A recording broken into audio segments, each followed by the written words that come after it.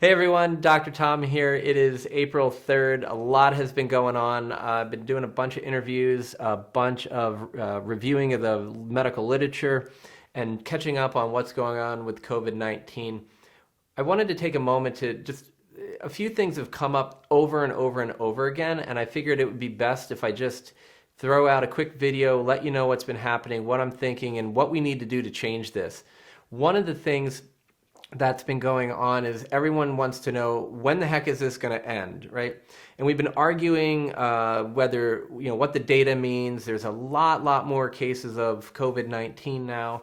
What's the mortality rate? Is it really high? Is it really low? There's some really great videos out there, and I'll definitely link those in the description below, that dive into sort of the epidemiology and all the numbers of all of this. But what I really wanted to talk about was, how can we make a change from what's going on right now to where we need to be in 2, 3, or 4 weeks?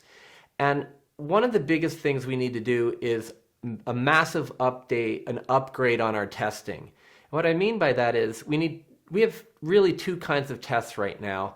One that we sort of have available and one that's not really available. And the one that we sort of have available is the reverse transcriptase PCR testing, looking for the genetic material of the virus reproducing. So this is a test we've been talking about, right? We get an oropharyngeal swab, we find out whether or not we are actively have the infection, and we could potentially give it to somebody else. Now, this is super important when we're testing people at the hospital and testing first responders. We want to know if they have the infection. Are they really ill with this, and are they going to give this to somebody else actively? But the part that we haven't talked a lot about is what happens once we've already been exposed. And our early data looks like we will get some immunity. Whether or not the coronavirus will shift next year and mutate and it will be something completely different where we won't have the same immunity, very much like happens in influenza, is up for grabs. We don't really know that at this moment. But the early data shows that once exposed, we should have some at least short-term immunity. So what I'm proposing we do, and I know there's research on this, and we just today heard that we were getting some approval of the first antibody test, is I think we need a lot more antibody testing ASAP. What we need to do is to get this antibody testing and just disseminate it across the country as soon as possible. With the antibodies, we're going to be looking at IgM and IgG antibodies. These start to be formed in the first few days, and these are our immune response to the infection. And basically, after about a week, that's kind of well-formed IgM saying we're infected, the IgG comes in, and when we go and we do a blood test and we find these IgM and IgG, they're showing that you've been exposed at some point. We may, depending on how it all goes, we may be able to get to the point where we say, hey, you're also actively infected. Maybe not as accurately as the current DNA testing. But more importantly, what's going to be going on is if you have the antibodies and you've been exposed, we can then get a lot closer to figuring out whether you truly have immunity right now. And if you're immune, then you can go back into the workforce, and not risk yourself being sick.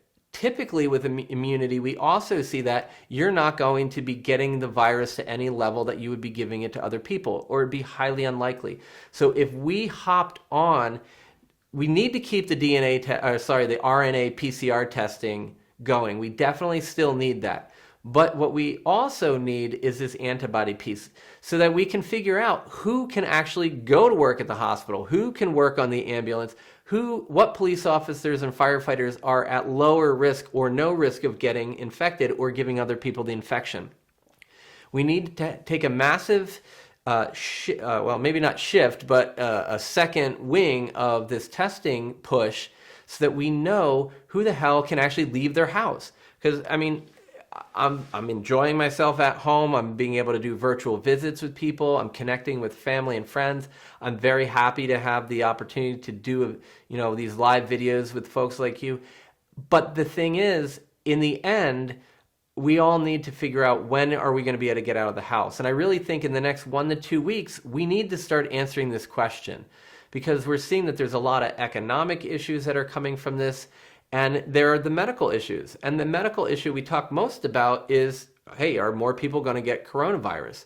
Well, the problem is, what about all the other medical problems that come from being stuck in home and not having a job? And, unfortunately, those of lower socioeconomic status at the beginning of this whole thing are going to be the ones most hit. So we really need to figure out who can go out and safely and who can't.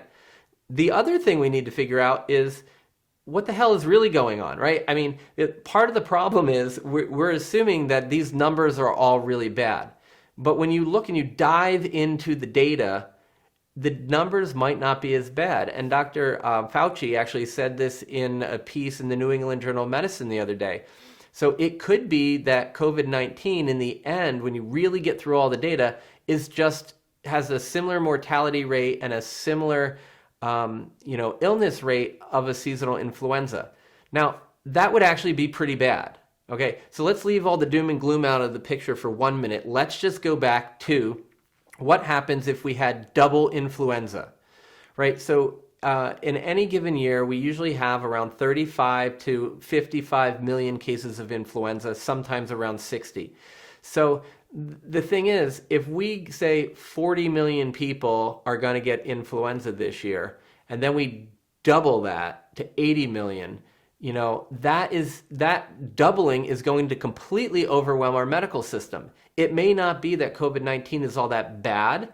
I'm not saying it's not. I'm just saying the data is early, and what we really need to do is to consider the fact that maybe with this, it's just that we've overwhelmed our medical system.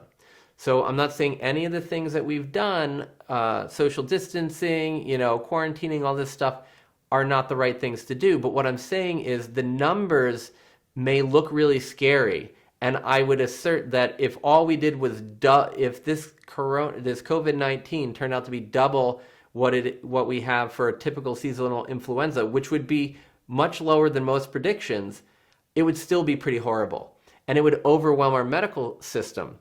But the other part of that would be maybe the rest of us don't need to be so confined. And I don't know what the right answer is, but so many experts have called for more data. And I'm calling for the same thing. We need to get the antibody testing so that we actually know how to move forward. We know that this RNA testing is going to help us in the people who are acutely ill or may have just been exposed.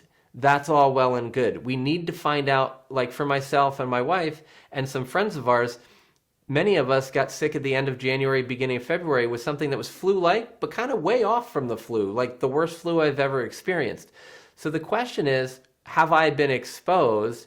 And if I have immunity, then I can go back out and I don't have to be so worried in the community that I'm going to make someone else sick or myself sick. So that's the thing I really wanted to get out. The numbers are all over the place. The predictions are really high in doom and gloom, and then they drop down and somebody else has a different prediction. The data are changing every day, and we really need to dive into that data to figure out what it means. But more importantly, we also need to collect data that allows us to move forward. So please, please, please, anybody who knows some decision makers out there, and put an additional emphasis on antibody testing. Don't just have one company doing it. Don't roll it out over a month or two. We don't need to be in June or July or August when we sort this out. We need to really have antibody testing rolled out for the general population very soon. The other part of what we need to consider doing too is to do random sampling of people. We need to do good science, because right now what we're doing is we're sampling severely ill people. And the reason we're sampling them is so that we can provide them with the best medical care possible. But that is different. That kind of sampling leads to a selection bias towards people being really sick, because we're using it to treat really sick people and figure out what to do. So we need to do that. The other part of what we need to do, though, is figure out in the general population who's exposed, who's sick now, and then who's not sick, so we can have better numbers. And we look at areas like in Iceland where they've done this, their numbers are very low across their population. When we look at areas of the world like Taiwan, where they did very early testing and very early sort of quarantining of sick people and tracing their contacts, We know that they were to halt the spread of the of COVID-19. We know that they did a really good job, and they minimized how many people are going to get exposed.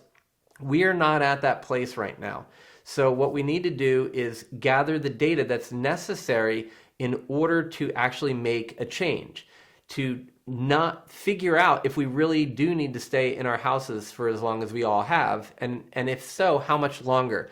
Because right now there's no endpoint. We're just like, let's just wait and see and hope something happens. The problem is we're not going to get there without additional data that's actionable. So rather than spending all our time talking about what may or may not be, let's leave that to the epidemiologists. Let's get our politicians and our drug companies and push them in a direction where they're getting this antibody testing done now. Not in 2 weeks, not in 4 weeks. We really need to push it out. Now, I'm also not saying make a shitty test that doesn't work right. But what I'm saying is we need this, and we knew we needed this a long time ago. There are companies who have done it in smaller scale. Let's not recreate the wheel. Let's work with them. Let's bring these to market quickly. Let's validate them. Let's get them out.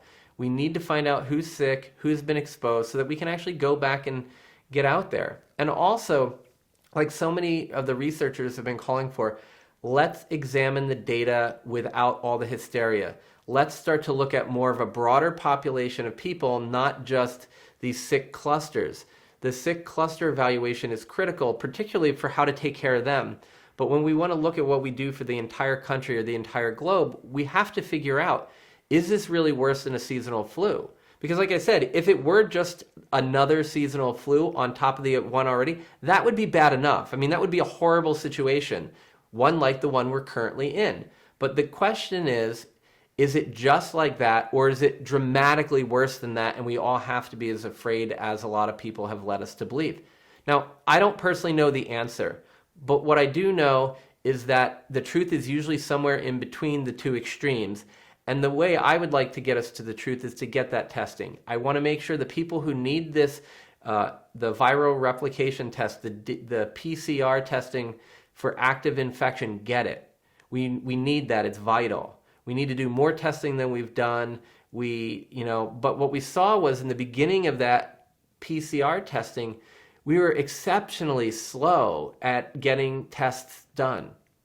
And now that the testing is rolling out, we're checking more and more and more, we're finding more and more people are sick. Now, let's not make the same mistake with that. Let's turn our attention to the antibody testing and really nail it, because I think that that's super important. So, kind of not really sure where we're going to be going in the long run with this one, but I do know that we need to have more information to make great decisions rather than haphazard decisions. So, really want to see those antibodies getting tested, find out if that means immunity, and then if it does, that's great. We can do some broader testing and maybe have a strategic way to let people who are not at risk of infection or infecting others back out into their regular lives and back into the workforce. And maybe we need to protect our higher risk populations a little longer, but this additional data will really help. So I hope that that's instructive, and if anybody listening happens to have some folks that they know who can actually make that happen a little more quickly than maybe I can, let's all work together towards that. And I think as we get more and more data, it's going to help us understand really what we need to do in this setting a lot better. So again, thanks so much for joining me. Any questions or comments, post them below. Have an awesome weekend. I hope everybody is safe and healthy, and we're all going to be able to get through this together. So, hi everyone, it's Dr. Tom here. It's Friday, August, yeah, right. Why don't I start that one all over? It shows you how long today's been.